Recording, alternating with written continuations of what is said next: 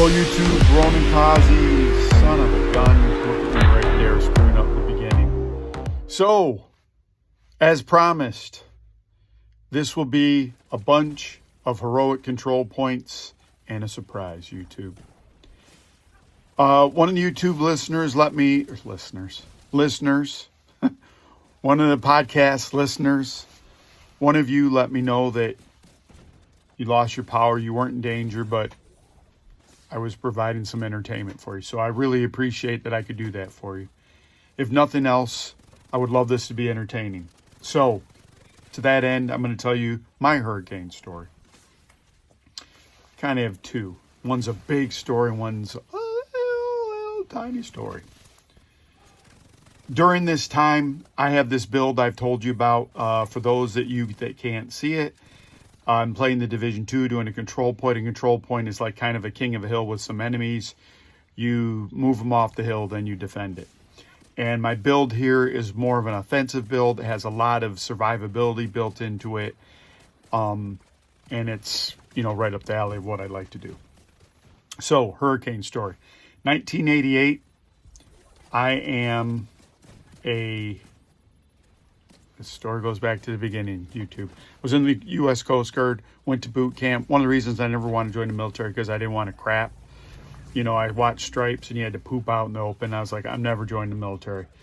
Eventually, I ran my course in college and I was like, I need to do something. I went in the Coast Guard. I threatened my mom I was going to go into Marines. That really scared her. So she was like, wherever you go, that's not the Marines is happy.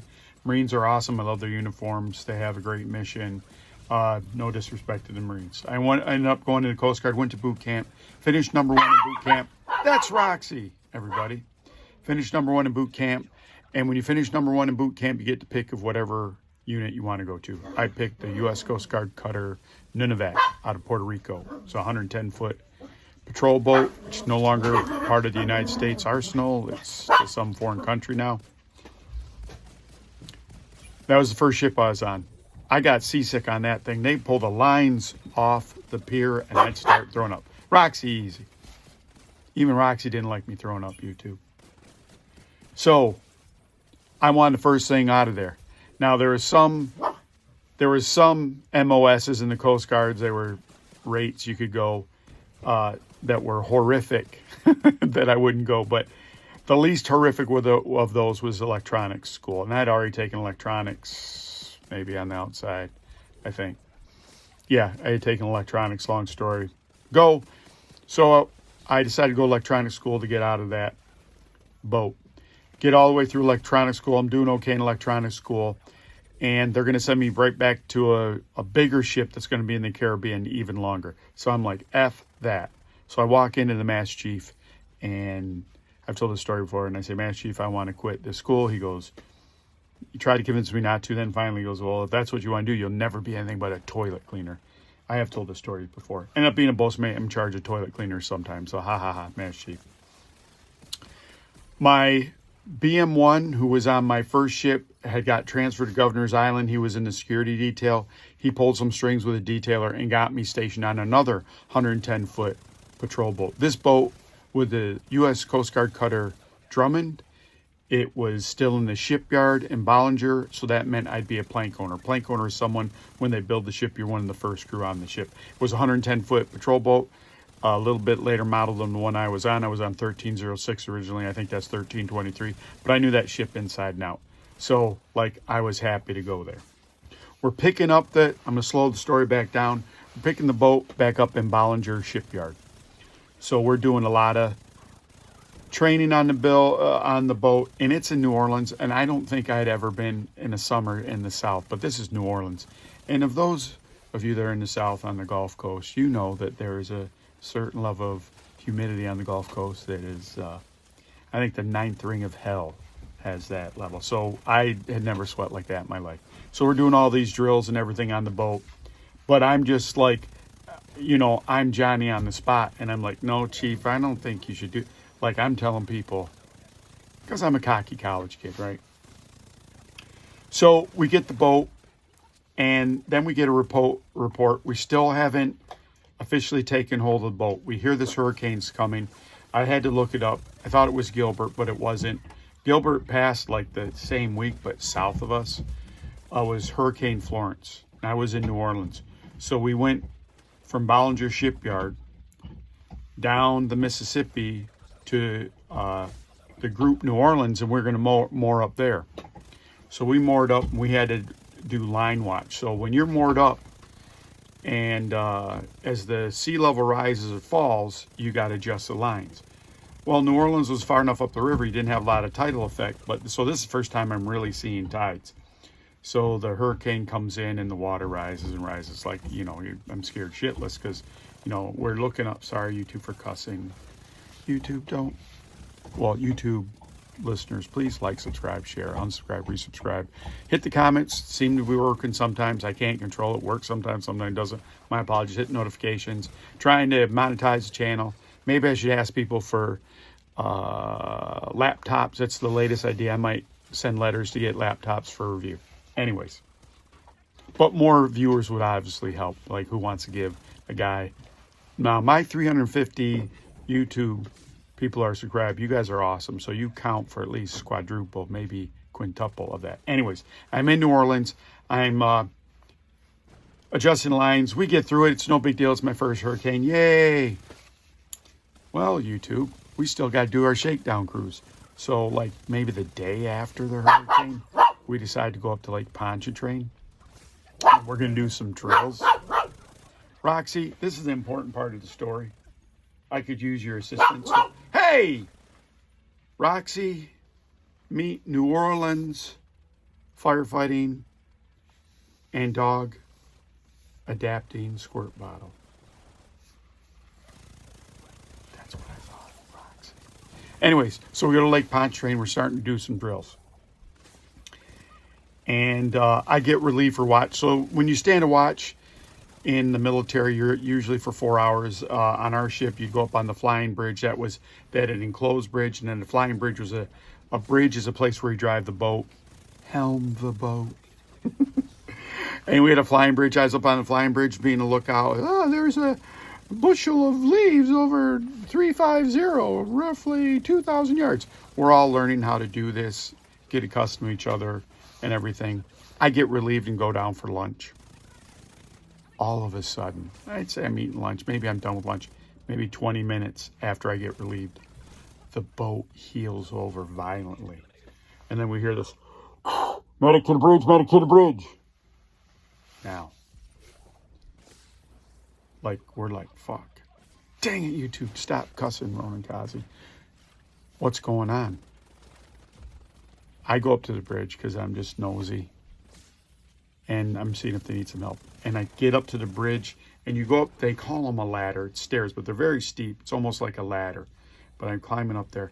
And right at eye level, when I get to the eye level of the deck on the bridge, there's my BM1's head sitting right there. Big old BM1. I'm not going to dox you, BM1, because you're always nice to me, kind of. But he had collapsed, gotten seasick. He was more seasick than me. At this point, I didn't care if I got seasick. I was like, I don't care. I want to do it, YouTube. So he's laid out on the deck. They're taking his pulse, doing all this other stuff. We get up there, and eventually we get things back to normal.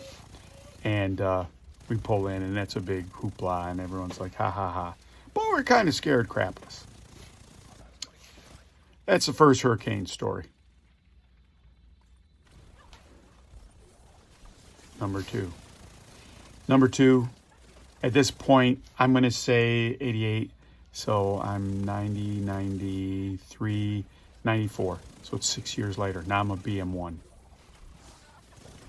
That's an E6. I'm a pretty senior person. With 6 years in, I'm an E6.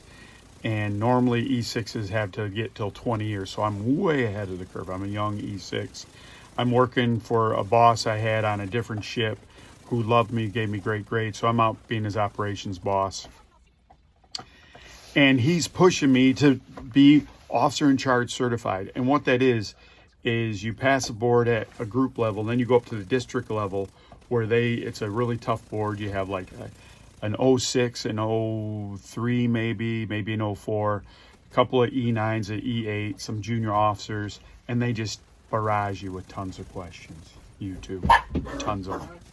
So I go to this first officer in charge board at the group, and I had never experienced vertigo, YouTube. So I'm not prepared because I don't know what questions they're going to ask me. And my boss is leading the board.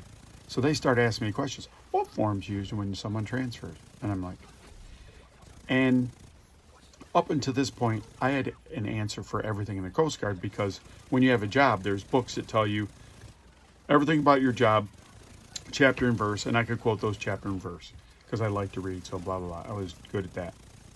And I was good at putting it into practice, right? So I'm just like, I'm a doer, blah, blah. Everything's going good. They ask me so many questions I don't know. I just am so humiliated. I grip the chairs like white grip, and the room is doing this. This is what it feels like, YouTube. But I'm just sitting there like that, and I'm holding on for dear life. And like, this is the worst thing that I've ever experienced. So they excuse me from the board. I'm like, oh, that was a kick wide, right?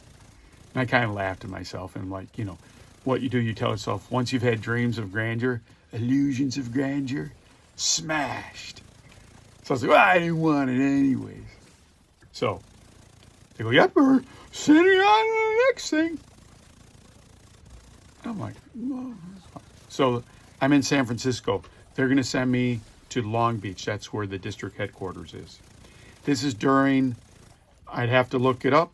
So it's 92. It's whenever Duke was playing Arkansas in a Final Four, and Arkansas just rocked them. So I'm in there watching that the night before I'm getting my officer in charge board. I go in this officer in charge board, and my military bearing, I can't sit as straight as I sat. There was like a steel rod in my back. I was just like, perfect. Uniform's as good as the uniform's ever going to be on me. And I mean, that's Caesar, everyone. And I start in there.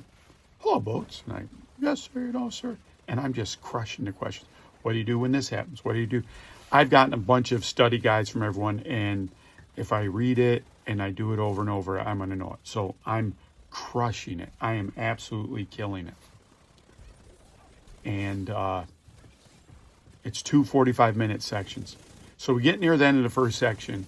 Hurricane story number 2, YouTube. A senior chief sitting over there. So if my relative bearing is 000, he's like 030. Yes, Senior Chief, can I answer your question? Boats, what quadrant do you go in a hurricane in the Northern Hemisphere? Caesar? Go timeout. Go timeout. What quadrant do you go to in a hurricane? Wasn't on my study guide, Senior Chief. So I bombed that question. You go to the northwest if you're facing north. You go to the east, that's in the danger zone because it's counterclockwise, the winds, right? So you'd have following winds if you went the other way. I had no idea. So they dismissed me for the intermission. I'm going sitting there. I know I've told this story before, but this will be good again. And I'm sitting there, and it's 10 minutes, it's 20 minutes, a half hour. It's an hour later. They finally call me back in. Boats! We just want to thank you. You're one of the best. I think they said the best. You're the best candidate we've ever seen. Now, the board isn't a permanent board. This board gets made up. So maybe they've been on different boards. So it's not like I'm going against all these other people. They're the best candidate we've ever seen. We called the commandant. Now, they didn't actually call the commandant, but they called the commandant's office. And they said, this guy doesn't, why is he here? He doesn't have enough time in grade. But he's the best guy we've ever seen. They said, we called the commandant. They won't give you a waiver. So when you're eligible again, please come in. We know you'll do fine.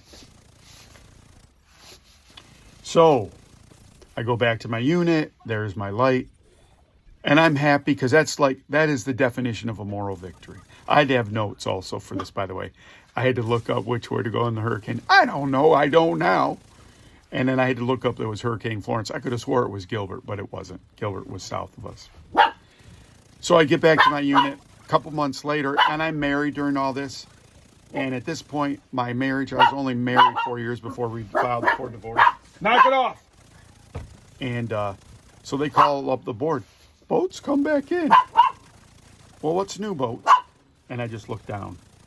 And it seemed like I was quiet for hours, maybe minutes. It's probably was 30 seconds, probably was 15 seconds. Like I've studied again, and I just want to answer questions. I'm unprepared for this question as well. So I just blurted out the truth. My wife and I filed for a divorce, and maybe I made it seem even more sob story, and they just started bombing questions, and I crushed it again, YouTube. So I became officer in charge, got my certification, and they emergency sent me to a unit. Story for another time. That's a hurricane story, YouTube. Ronakaze! We did it, folks. And we're putting those people on fire with fire grenades. Bye, YouTube.